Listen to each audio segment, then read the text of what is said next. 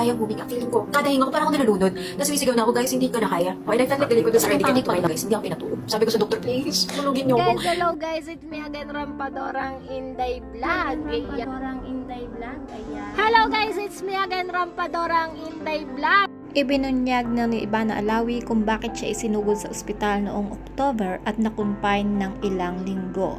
Isinilasay ng actress vlogger ang pagkakaroon niya ng problema sa ovarya at PCOS at binanggit niya rin ang pagkakaroon ng tubig sa kanyang tiyan. Hindi nga nabanggit kung ano mismo ang naging sakit nga ng vlogger pero idinitali niya sa latest YouTube vlog ang pinagdadaanan nga niyang sakit. Paglalarawan nga ng vlogger actress, ito ang pinakamatinding pain na naranasan niya. Feeling ko nagpaalam pa nga ako sa mama ko tapos feeling ko talaga it is really my second life, say nga na niya sa kanyang video. Kwento nga niya may problema ako sa ovaries and that's how it started.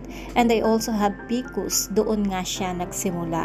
Kasunod niyan isinalaysay ni Ivana kung ano ang mga ininda niya sa katawan at kabilang na nga riyan yung pagkakaroon ng tubig sa kanyang tiyan. Siguro nga daw kung hindi siya nagpunta ng ospital, wala na talaga siya ngayon.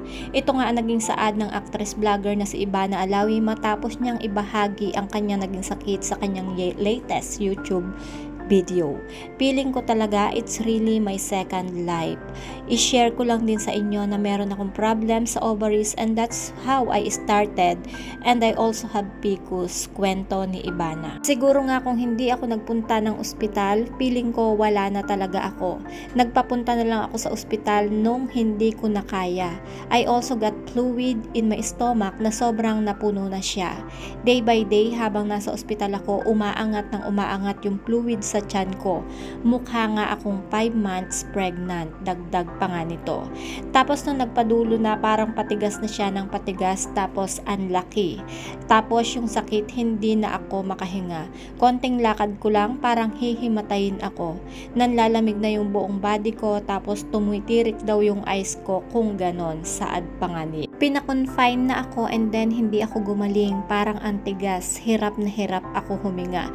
Yung last time na parang sabi ko hindi ko na kayang huminga, feeling ko kada hinga ko para akong nalulunod. I felt like the liquid was already getting into my lungs. Tas parang sabi ko, butasan nyo na ako, pagbabahagi pa nga niya. So yun nga, ipinasok nila yung tube and then they started to drain. Tapos meron daw 2 liters na pinupush na daw yung lungs ko, that's why nahirapan ako. So hindi naman nila madrain yung 2 liters. 1 liter muna and then installment, parang every 8 hours yung iba, wika pa nga ng actress. 3 days ako nakahiga as in walang tayuan. Pati yung bladder ko wala nang lumalabas na ihi and then yung heart ko masyado nang mabilis yung tibok. Hindi na din ako makapoops. Wala, lahat naiipit na sa body ko.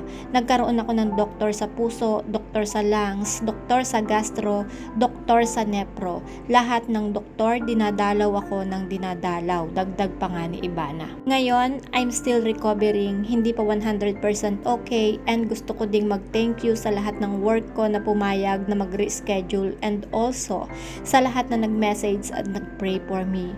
Thank you so much guys. Dagdag pa nga ni Ivana. Anyway guys, wala talagang pinipili ang sakit. Mapayaman ka man o mapahirap, pag tinamaan ka talaga. Wala kang magagawa, ang advantage lang talaga pag mayaman ka, kaya mong gumastos nga kahit ilang doktor pa yan.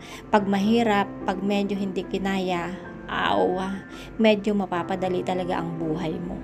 Aside from science, best advice, pray and have faith, Miss Ivana. Praying for your complete recovery. So that's it guys for our latest hot chika for today's video na kung saan ito ngang si Ivana Alawi ay na-ospital.